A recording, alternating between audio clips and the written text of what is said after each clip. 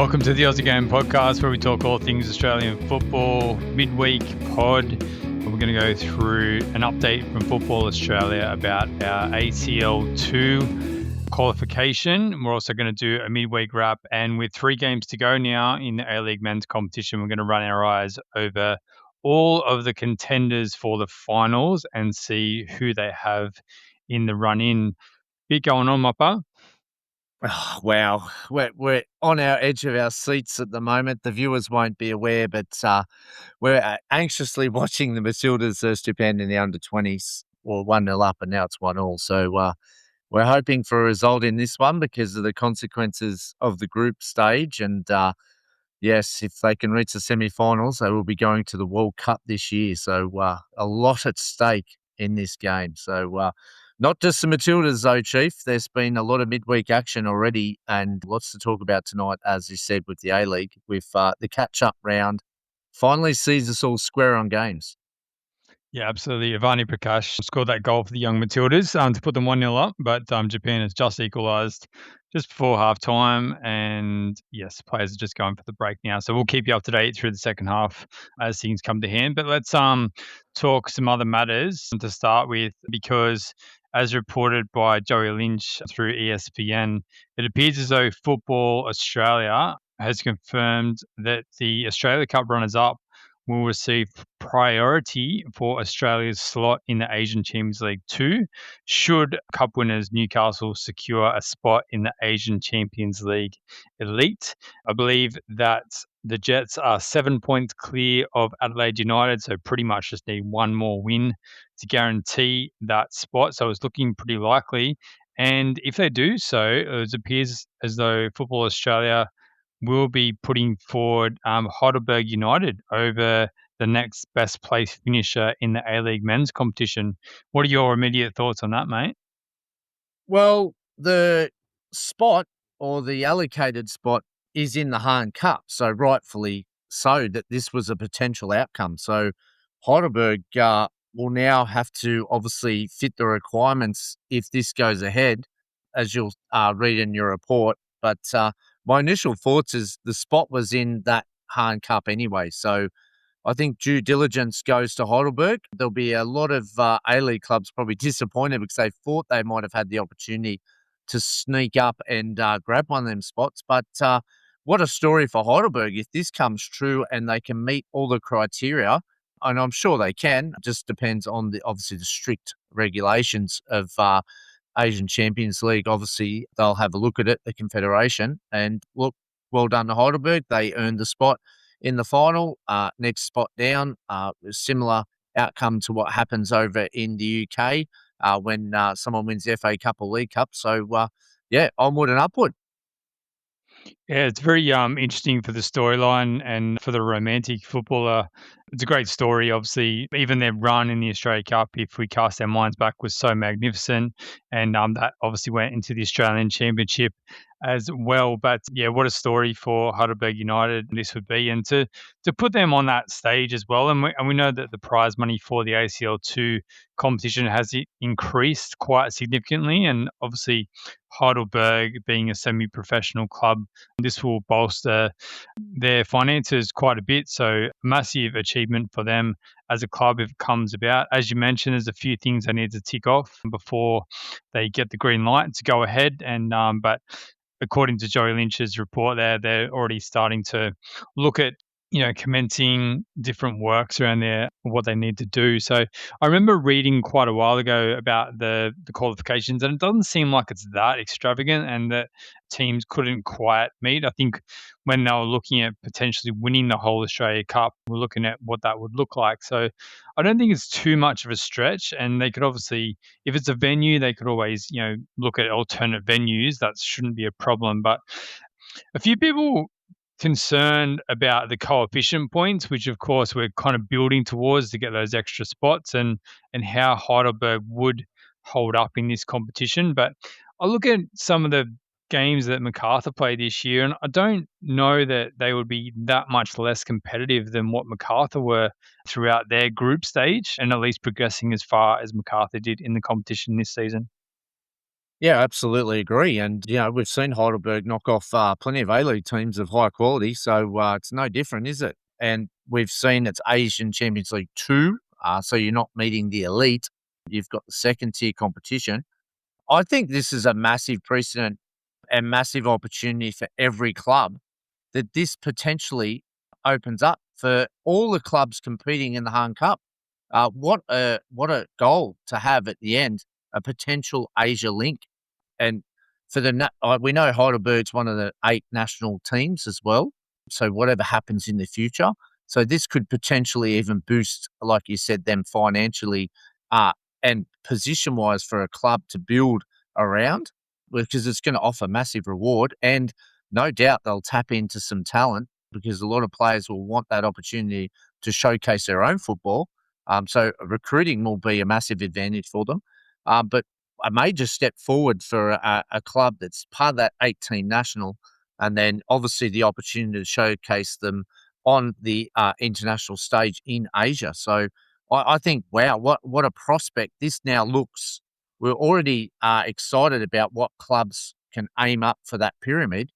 Uh, Clubs are going to be looking at this as the great opportunity in the future, and this just proves that Football Australia and are backing this competition, which means I think the benefits are the clubs that are trying to compete in, whether it's in the state league or national league, that they have a pathway.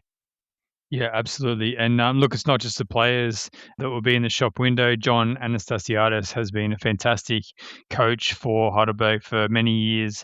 And a lot of people think that he's ready to take that next step. And potentially that might be through Asia if they do compete well through this competition. Plenty of eyes will be on him and his team with the ability of what they can do.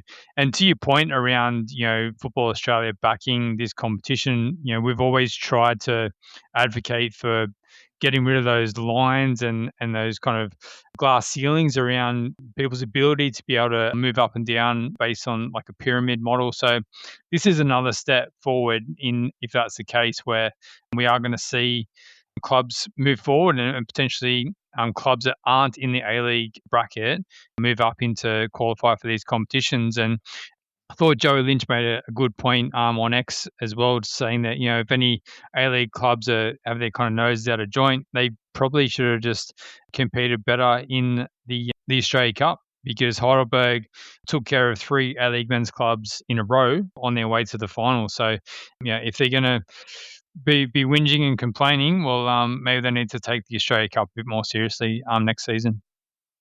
Well, now it's clear and concise. Well, once it gets approved, obviously, because that's the direction we're heading. Absolutely spot on with your words. And yeah, it's always had the carrot of the ACL2, hasn't it? So guess what? National teams and every club that are competing in this competition that are probably in round 2 or 3 now, because the state league competitions, a lot of sides are competing in this competition in the early stages. This could be great potential. So, yeah, what a pathway to Asia for everybody. I think it's fantastic. What will be interesting too, mate, is if we do end up getting a few more places, if our coefficient points keep rising, is if even the Australian Championship is potentially considered as a qualifier for the ACL2 potentially, which again opens up more opportunity for clubs to come in. So you just never know because the more spots we get, the more opportunity I suppose we have to branch out and open up some more opportunities for these clubs. Yep, absolutely. And like you said, the coefficient points are extremely important. But if Newcastle can obviously will be in that competition, well, we think in the top league next year. Hopefully, they can continue on the charge that Melbourne City did this year, and hopefully, we can just continue to move forward in that direction with more investment. It'll be very. I think this will be a very interesting off season, won't it?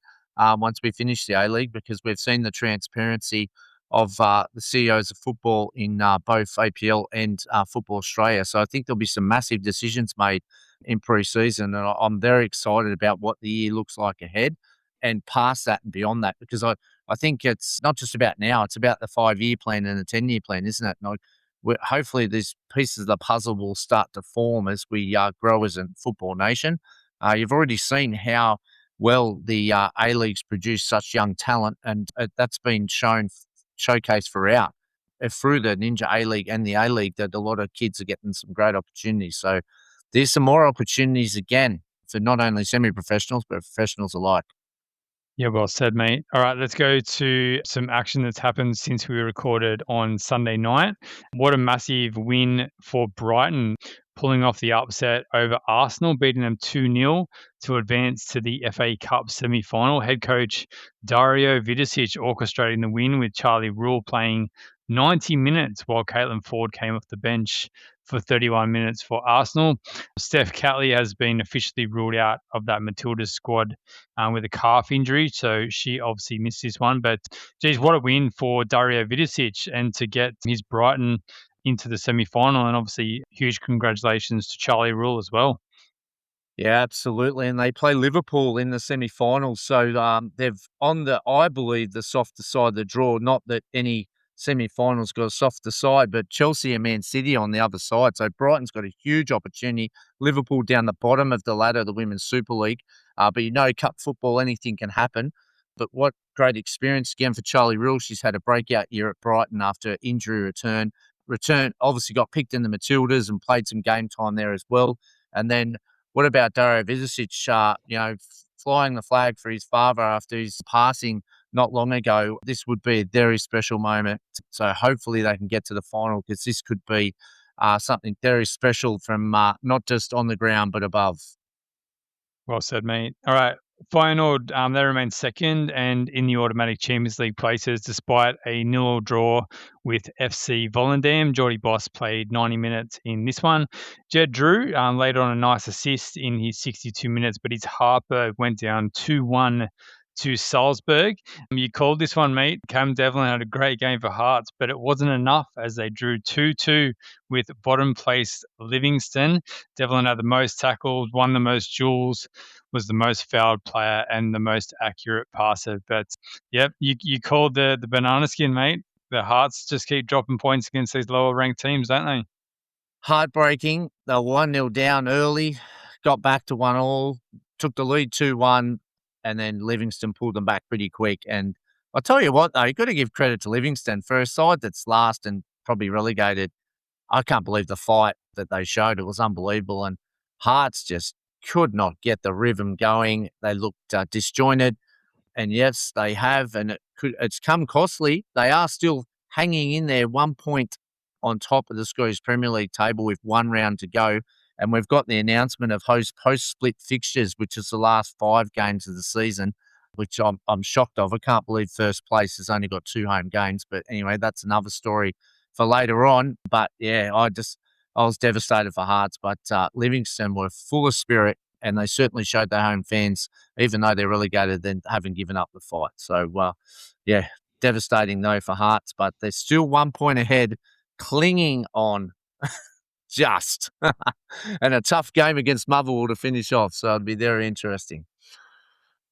Yeah, and as you said, once they go into that split round fixture, they do have those 3 away games. I believe it's against Hibs, Motherwell, and Celtic. They're 3 away games, so not an easy run in at all.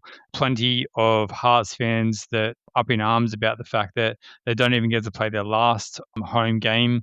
Their last game, at home. I believe that's a bit of a tradition for the top team coming into that split round to have their last game at home. So, yeah, some funny things happening over in the Scottish Premiership. But, yeah, obviously that's going to be very exciting after they get through their last round of this part of the season. Let's go back to England. Alana Murphy scores an early goal for Notts Forest. You would have been pleased with this one, Mopper. Nice pressing from her. Pinched the ball off the defender and then slotted it home very nicely. But Newcastle equalised in stoppage time to share the points 1-1. Murphy and Caitlin Torpy both played 90 minutes for their respective teams. And then over in Germany, Jackson Irvine starts, but he's sent off late in the game against Union Berlin, in which St. Pauli got a 1-1 draw. Important point for them. They still sit in the relegation playoff spot, but every point is crucial. But obviously, Jackson Irvine's going to miss a game at least for St. Pauli now. Pretty saw the 2 challenges for the Cards. Pretty silly, to be honest, especially the second one, knowing he was on a yellow, but has to pay the price.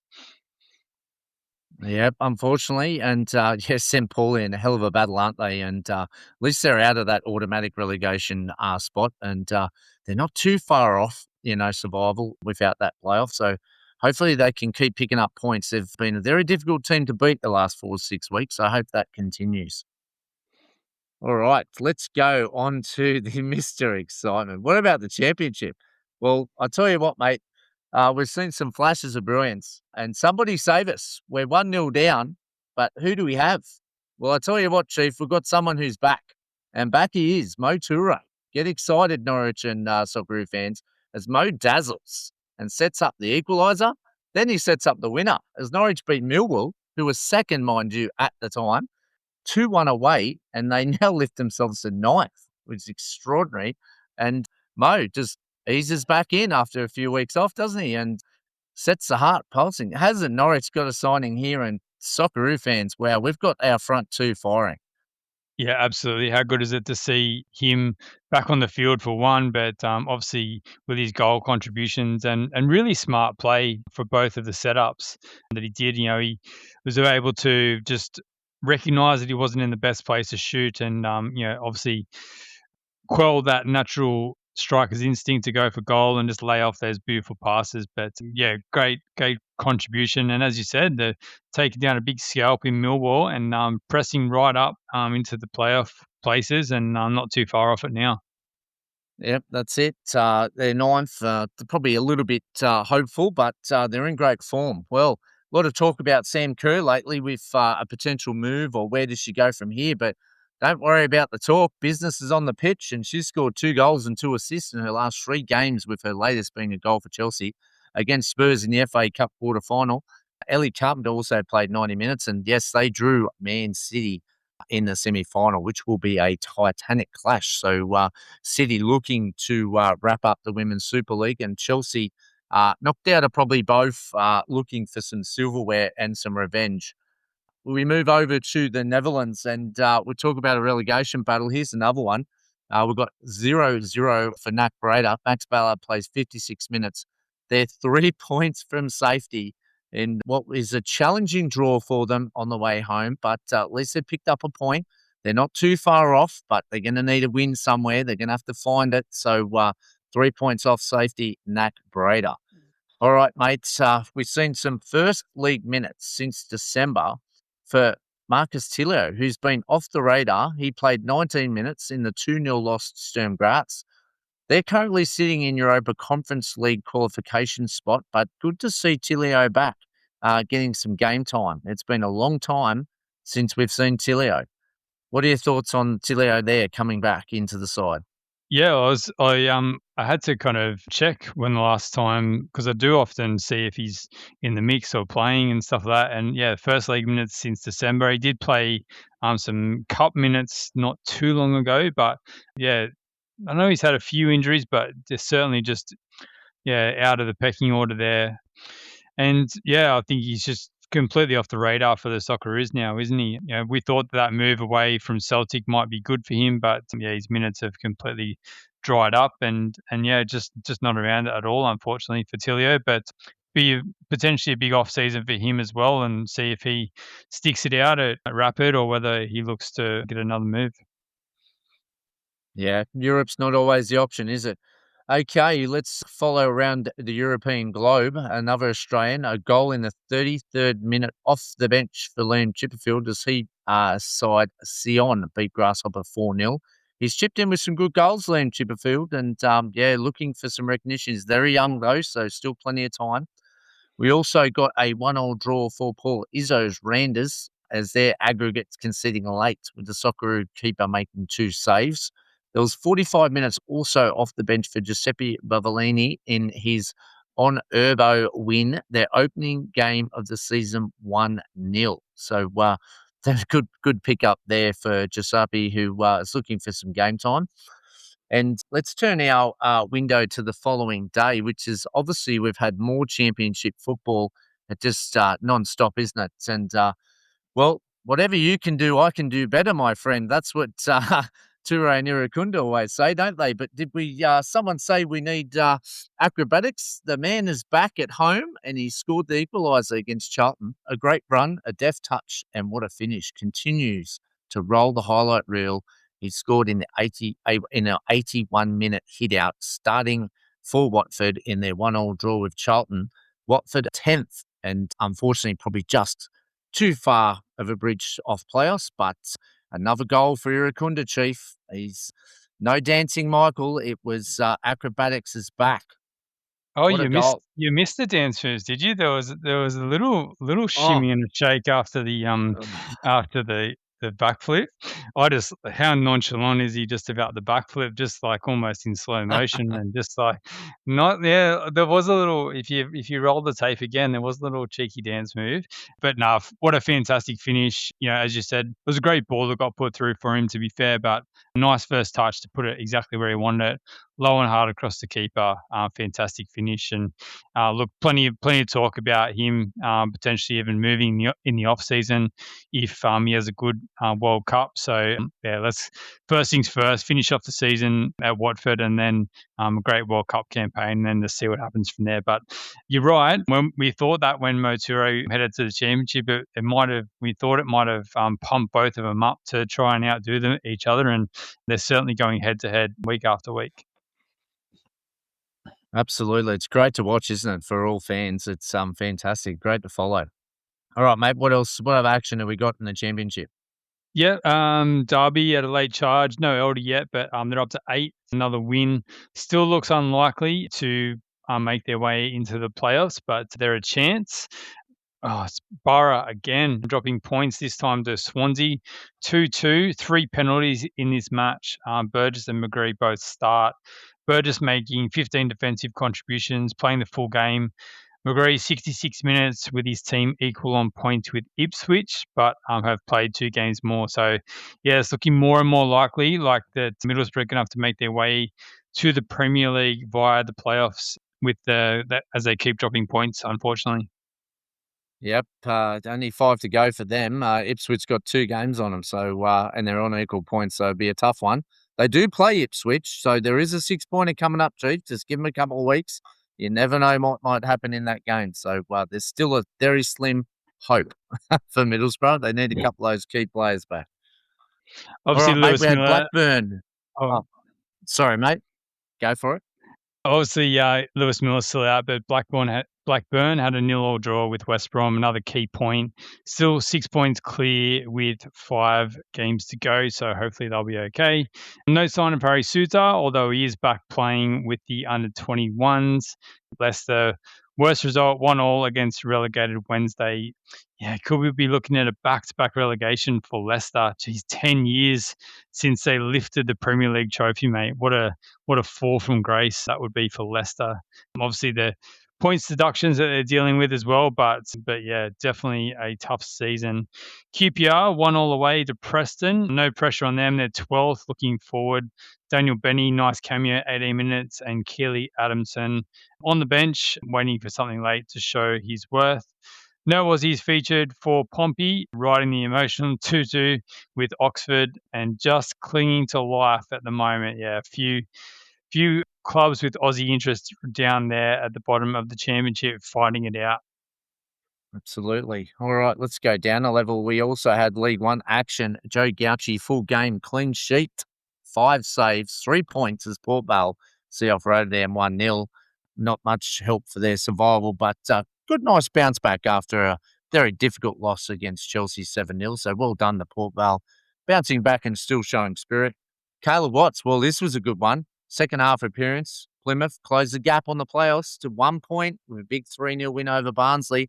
They're still in there, mate, and they've got a game in hand. But look, the opportunity for Plymouth to sneak in there is still there. So be very interesting to see their run home with a few games to go. And our man of League One, Robertson, he scores again as Cardiff share the points with Peterborough. Obviously, second place is pretty safe for Cardiff, but Robertson continues on the score sheet, showing his form. So very good timing for Robertson with the Socceroos squad not too far off. Rafael Borges Rodriguez, he played a 90 as Wigan pick up a crucial 3-1 win also over Northampton. That helps Wigan's survival now. They're just above, but still a little bit of work to do, but should be safe as they go on. It's also news in Europe for Cam Pupion. He's 62 minutes for ADO Den Haag's. They had another big 4-0 win as they're cruising, obviously, playing in the promotion spot, and they will obviously take their part in the top division next year. Roda JC, though, lose 1-0 and slip into the last playoff spot in Dutch second division. So Josh Nisbet again playing 90 minutes. He is consistently performing over there at the moment and hanging on to that last playoff spot. Hopefully he can creep in there and have a good shot at trying to get up as well. So 21 minutes off the bench for Mary Fowler in Man City's 1-0 win over Birmingham City in the FA Cup quarterfinals, which obviously will put her against Sam Kerr and Ellie Carpenter in that semi-final clash.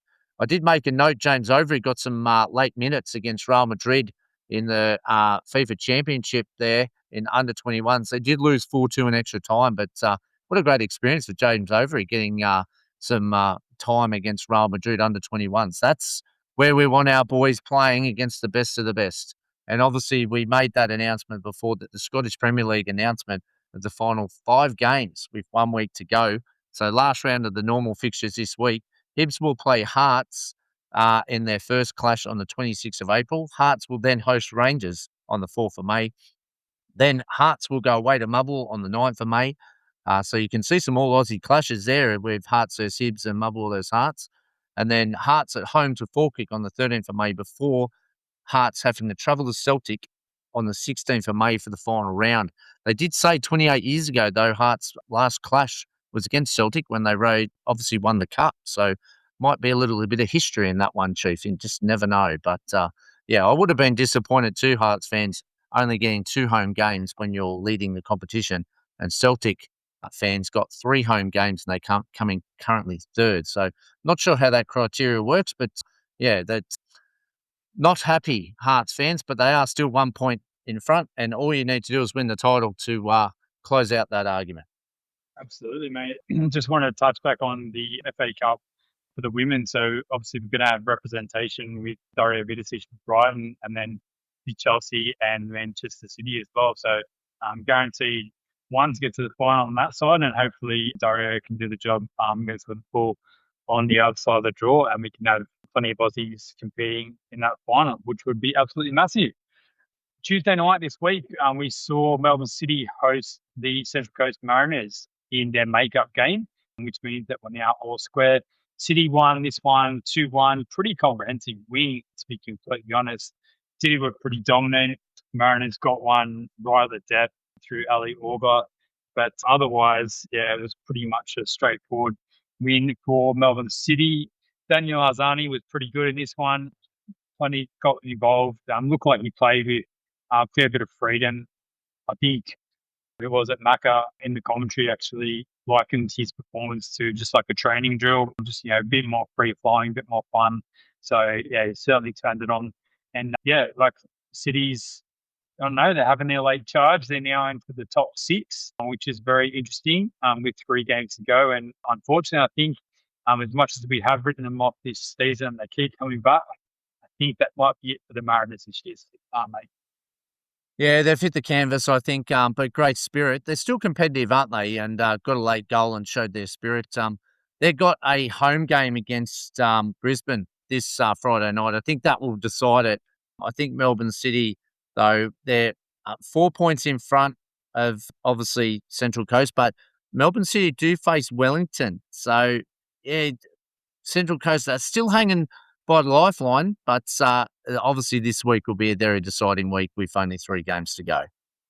We also saw this week that Mitch Duke has announced that he will retire from the national team after this World Cup. Obviously, no guarantees that he will make the World Cup, but should he do that, that will be his last experience in a Socceroos jersey. I mentioned on Sunday night that I think that based on his performance the other day and what we've seen from some other strikers, that I think he's definitely a chance of making that World Cup squad. But looking back on his career, he's the profile of player that really shouldn't have made it as far as he had, but just the grind and the graft and the way he's just put himself about has made him the player that he is. And he'll always remember that fantastic moment at the World Cup, scoring a goal in 2022 with a fantastic performance. So yeah, well done, Mitch, on a fantastic career. Might not yet be over, but congratulations on all you've achieved in a Socceroos jersey to this point.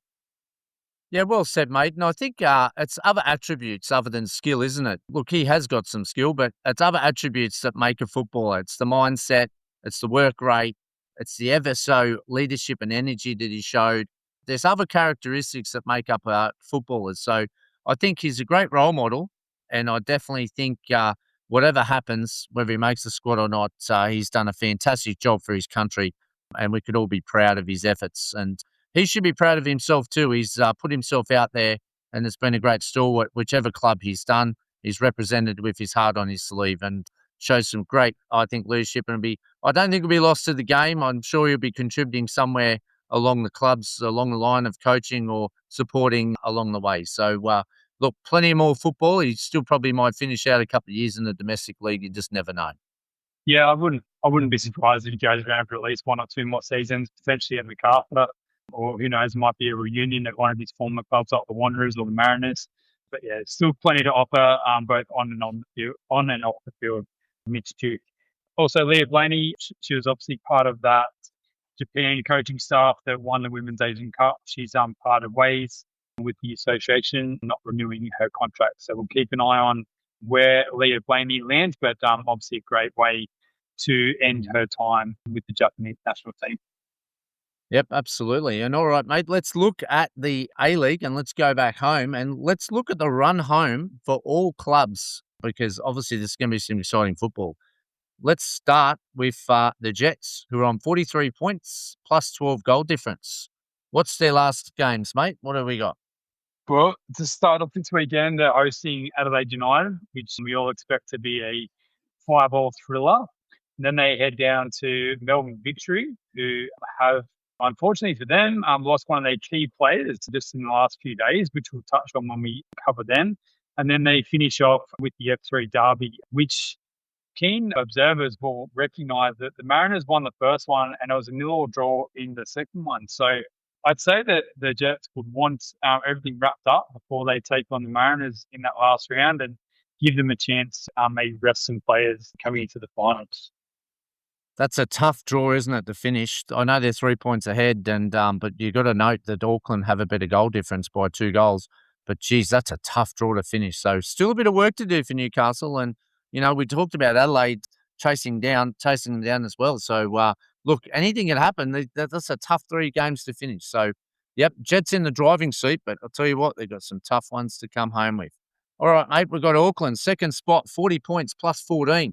Host Melbourne Victory this Saturday at 3:00. Then they host Central Coast at 1 and then finish off at Sydney, which is a little bit of a tricky finish depending on where Sydney's at, whether they're still in the playoff hunt or whether they have already secured it. So tough one to start with. Melbourne was in hot form, but fell apart last week and they'll have to look to bounce back to obviously secure their finals place as well. But yeah, Auckland, at least they've got the 2 home games, I guess, to start off with. What are your thoughts there? Yeah, like normally I would probably say that's almost a guaranteed 9 points, but uh, what I fear for with Auckland is that the Breeze is out and he's so influential in terms of his defence, his set piece delivery, his long throws, particularly when it comes to Sam Cosgrove and making him a target. They're also missing Michael Viard for a considerable amount of time as well. And James Hilton is a fantastic keeper, but I just think just throwing that bit of a change in there could be potentially a bit detrimental to them. But I expect them probably to pick up 7 of those 9 points. So they're going to be right on the heels of the Jets if they drop any. Absolutely. All right, let's move down to third place, 36 points, plus 7 goal difference. Let's look at their first game away to Newcastle. This is really the deciding factor, isn't it? On Saturday night, 5 p.m. This is going to decide a lot of the outcomes at the top of the table. Adelaide throw at the stumps, nothing to lose. They'll need games to go their way, though, to take over. the ones in front. But they're playing some great football. They obviously had a cracker with Auckland last week, so they'll go away to Newcastle for a very stern test. I'd probably match it around with the football that these two will play. Then they bounce back on Sunday afternoon at 3:30 at Cooper's against Macarthur, who will be fighting for their lives, you would think, after seeing Melbourne City rise. And then they finish away to Melbourne City, who are obviously going to be in that last 6th and 5th spot, fighting it out with those teams chasing. So another difficult draw, isn't it? The top three teams have an extremely difficult finish. Yeah, Adelaide United are going to have a massive say. I mean, the Premier's play first and foremost, but then in the makeup of those last couple of spots in the finals, with them hosting Macarthur and then travelling away to Melbourne City. So, those games could be absolutely massive in the makeup of the finals. And I think when we get to Wellington's draw, it looks a bit more straightforward. And I wonder if some of these clashes that Melbourne City and Macarthur are going to have to face might make it a bit tricky. But Adelaide United definitely in some very hot form, definitely a lot of goal scoring form, that's for sure. And they'll prove very stiff challenges for all those teams.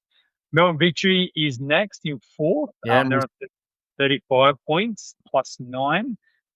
They travelling away to Auckland, then they home to the Jets, and they finish off with the Wanderers. So top two in the next couple of weeks. Juan Mata has been ruled out. They hoping he might be back before the end of the season, but definitely going to miss the end of the regular season. I think it was elbow surgery he had to go under. So, yeah, tough trip on Victory away to Auckland, and then, against the high-flying Jets, Western Sydney. I think they'll be looking for the exit door in that last round, so that might be a bit of a free hit for Melbourne Victory. But, tough run in for Victory. Yep. They started at Western Sydney, Melbourne Victory, and they're going to finish in Western Sydney. So that first game they played was actually a draw.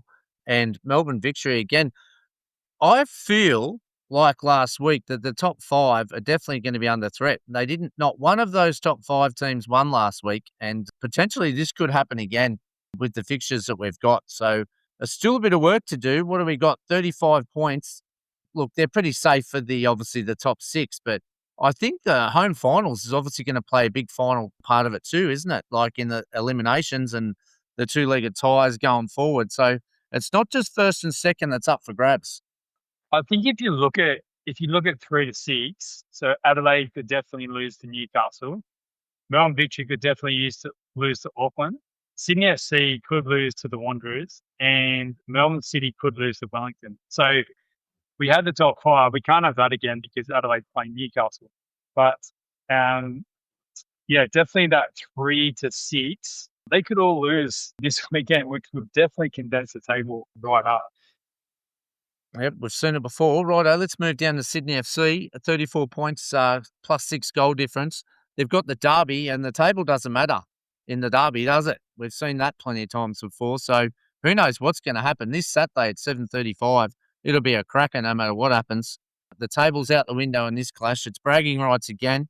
You're going to see a terrific game of football, no doubt, with both trying to probably stop each other and prove their point.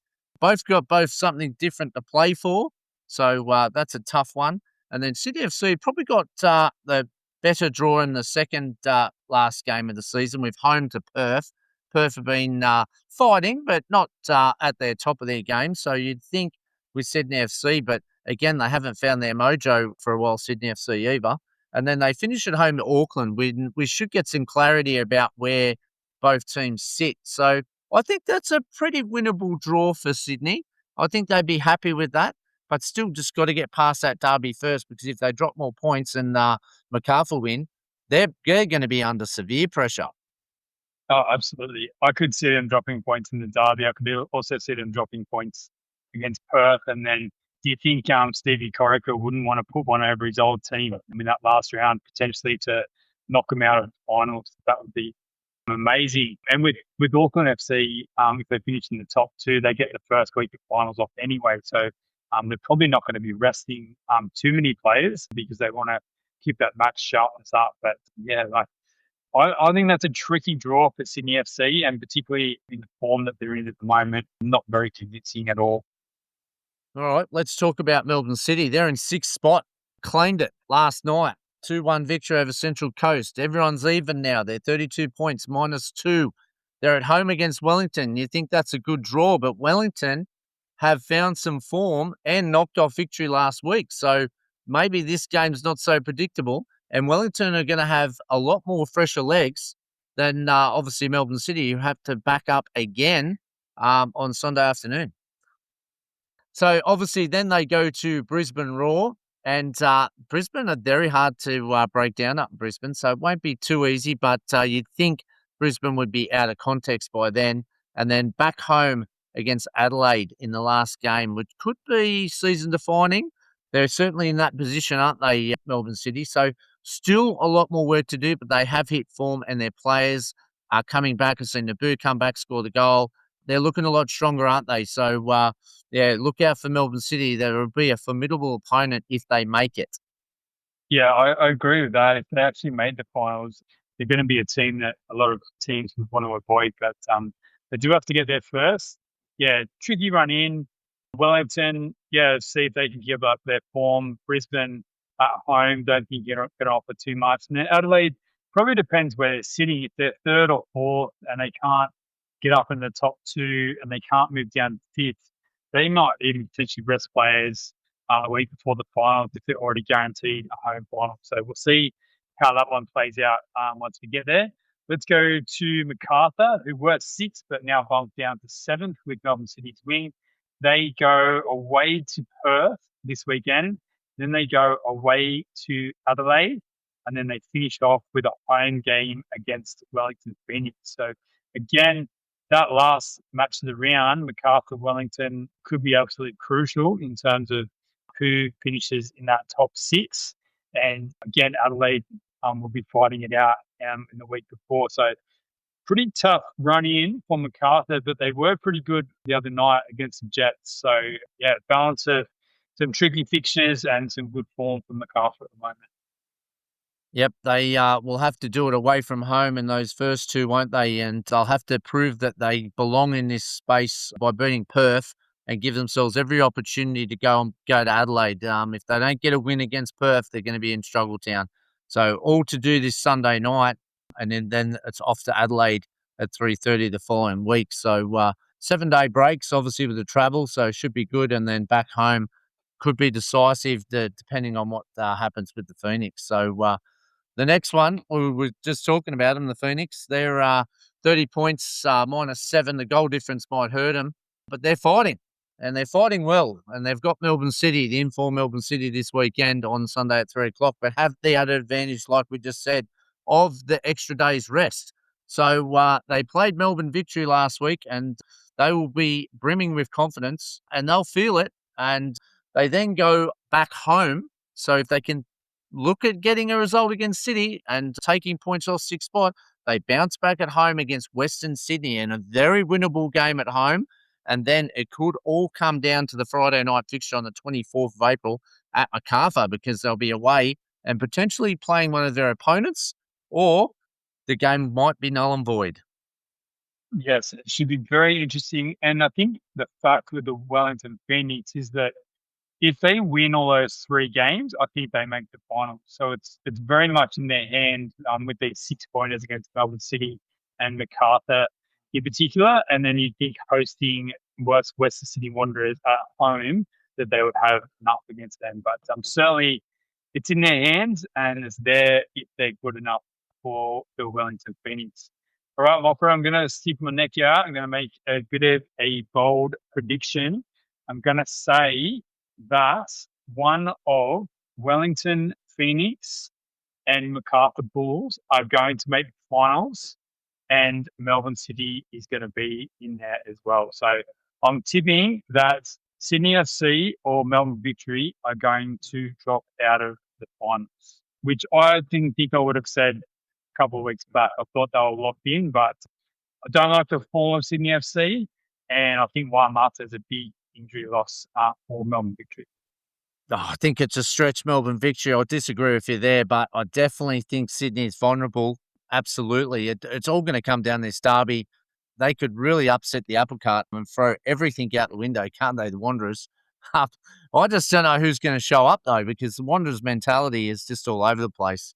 But yeah, nah, it'll be a tough one. But I think Sydney FC at home with Perth, I think, has got the added advantage, and I just think they've got enough of a gap.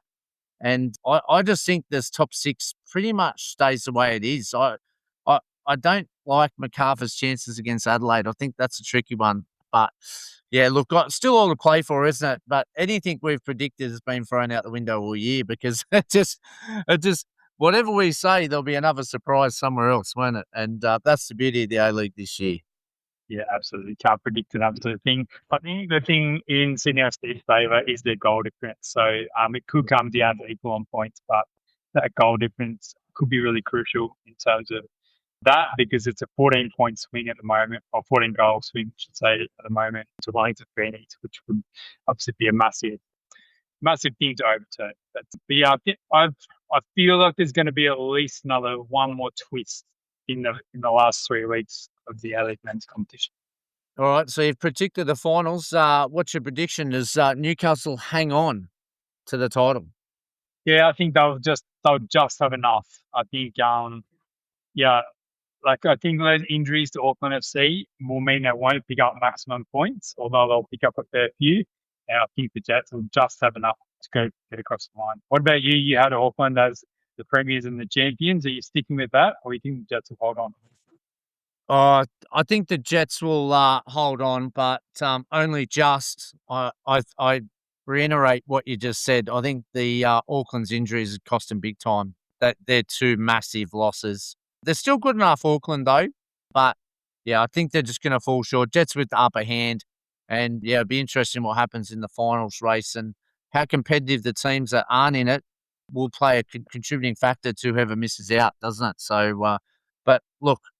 This Sydney derby is just more than whatever you've ever predicted in your life, because it's going to come down to some either challenging situation of overcoming all of the above, or Sydney FC just taking control and submitting their finals. Wouldn't it be interesting if Sydney were down like last year and going down to the last game of the season and they missed out last year in the last game of the season? It could potentially happen again playing Auckland. So, yeah, who knows? But that's why we love it so much. Yeah, absolutely. You can't predict an absolute thing in this league, and that's why we love it and why we keep tuning in week after week. All right, Marpa, it's been a bit of fun tonight. Thanks for your time. Thanks, everyone, for listening. We'll be back on Sunday night to record as usual. Plenty to go through both here and abroad. We'll be back on Sunday, as I said. In the meantime, enjoy football. Yes, and sorry, Matilda's young Matilda's fans, you're down 4-1. Japan asserting their dominance in this game, and looks like we'll play North Korea for a shot in the quarterfinals, and that will decide whether we make this year's World Cup. So we'll be glued to that one, and North Korea are in hot form. So that looks like the likely scenario for the young Matildas if they want to make any progression to the Asia Cup finals. And obviously the big one, which is the World Cup, where you must make the semi-final of this Asia Cup to qualify for the big one. So fingers crossed, Matilda's fans, and we'll see how we go against potential opponents, North Korea.